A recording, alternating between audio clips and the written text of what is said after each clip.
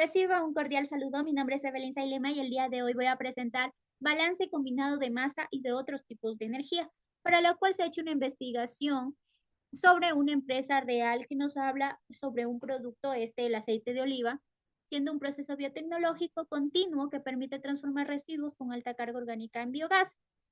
El estudio de la planta industrial utilizada como referencia ofrece datos confiables de caudales, producción de energía y composición de digestato, ideales para lograr balances de masa y energía. Bueno, vamos a pasar pronto a mostrar cómo funciona este sistema, para lo cual lo hemos graficado en un diagrama. Entonces tenemos tres procesos en donde el primer proceso es el digestor 1, el proceso 2 digestor 2 y el proceso 3 es la etapa de aireación y agitación y control térmico. Este es solamente el que nos ayuda a controlar, eh, como la palabra lo dice, el calor que aquí se genera. Entonces, el, los procesos centrales de este sistema viene siendo el proceso 1 y el proceso 2, en donde tenemos un flujo intermedio. En el proceso 1 tenemos que ingresa el subproducto de olivo para así obtener en el proceso 2 el aceite de olivo. Este viene siendo el digestato. Como flujo, el flujo másico viene siendo el total de 333 kilogramos sobre hora lo que ingresa. Y vamos a calcular con los datos de esta empresa lo que sale. Entonces tenemos también un flujo principal de biogás, ya que es lo que necesitamos para generar el calor, que nos va a ayudar a obtener el aceite. También tenemos un cogenerador y hay una pequeña fuga que ya viene incluida en este diagrama, que es de 0.5. Teniendo aquí ahora el balance integral general de todo lo que es el sistema, en donde ya sabemos que el cálculo para lo que es masa, el flujo másico, es entrada igual a salida. Entonces hacemos el cálculo tanto de la entrada con la salida, con los respectivos datos que nos suele dar el artículo relacionado con esta investigación. Entonces tenemos que el total de lo que es la entrada es de 333 y la salida vamos a calcular el flujo másico del digestato, del biogás y de la fuga, ¿no? Teniendo así una suma que es proporcional a la de la entrada, siendo que este es un proceso estacionario. El biogás tiene bajo contenido de masa relativo, pero alta energía específico. Por eso aparece pequeño en masa, pero importante en energía.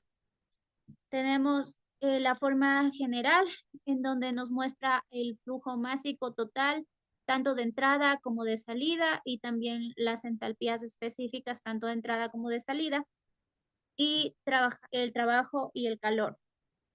En nuestro proceso útilmente reescribimos como energía química del biogás, más calor recuperado y demandas térmicas del proceso, más pérdidas, más potencia eléctrica generada. Es todo lo que necesitamos para calcular el todo lo que se relaciona con la energía, ¿no? Entonces, primero se calculó la fracción másica de lo que es el biogás, entonces tenemos los respectivos datos, y después se pasó a calcular lo que es la potencia química contenida y también lo del cogenerador, en donde vemos la potencia eléctrica y el calor recuperable útil, y calculamos también las pérdidas.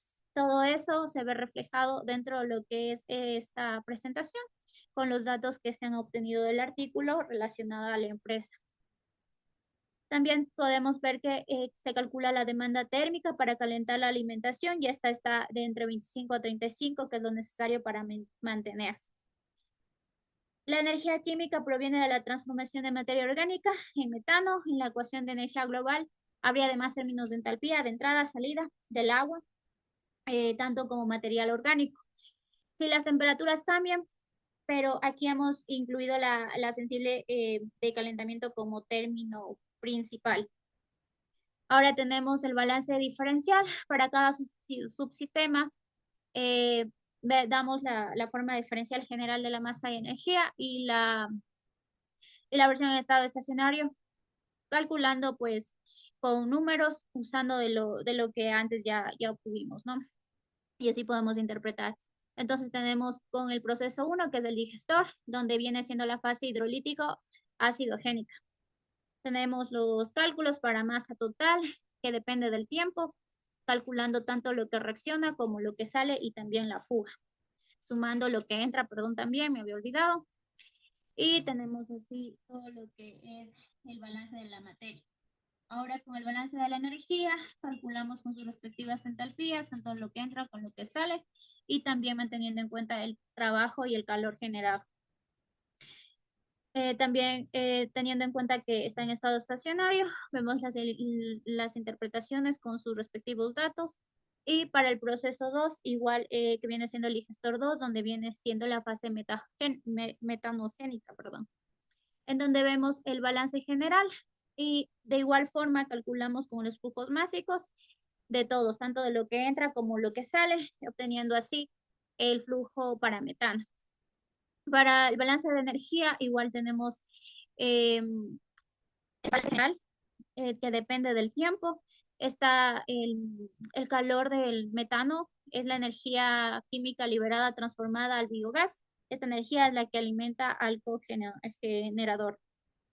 En la etapa 3 de aireación y agitación, de igual forma tenemos el balance de masa, que se ha calculado de manera simplificada por simbología, para poder explicar esto de la forma más rápida y que no tengo mucho tiempo.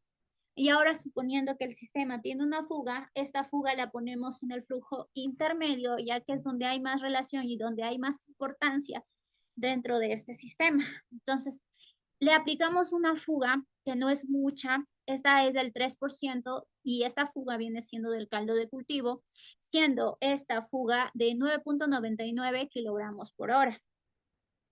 Entonces, a mayor fuga, porque recordemos que ya había una fuga por este lado del digestor 2, tiende a consumir mayor calor. Entonces, manteniendo esta existencia de una fuga, como ya le expliqué, la fuga, la ubicación de la fuga es entre esta parte importante del diagrama, en donde es el flujo intermedio. Tenemos el componente de fugado, que ya expliqué que es el caldo de cultivo, y la magnitud de la fuga, que es del 0. A ver, perdón, del 3%. Entonces, ese es el flujo intermedio, ocurre justo antes de entrar al digestor 2, como podemos ver, ¿no? En el diagrama. Entonces, la fuga del caldo igual se calcula con el flujo másico, el porcentaje, y pasamos a calcular lo que es también el flujo másico que entra al nuevo digestor, ya que al haber una fuga, pues ya no entra lo mismo. Entonces se hacen los respectivos cálculos y obtenemos lo que es más que cálculos, sería la simbología para poder determinar primero qué es lo que podemos realizar o cómo se puede realizar los cálculos.